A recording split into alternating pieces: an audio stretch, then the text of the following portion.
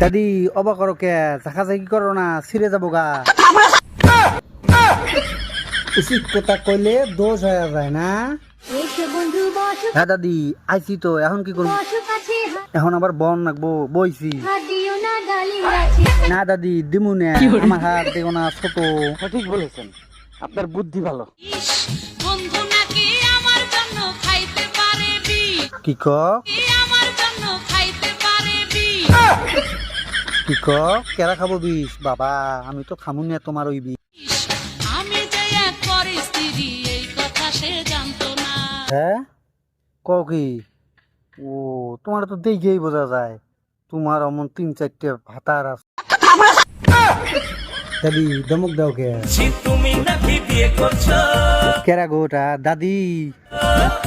বিয়ে করছি তুমি ঠিক শুনেছো।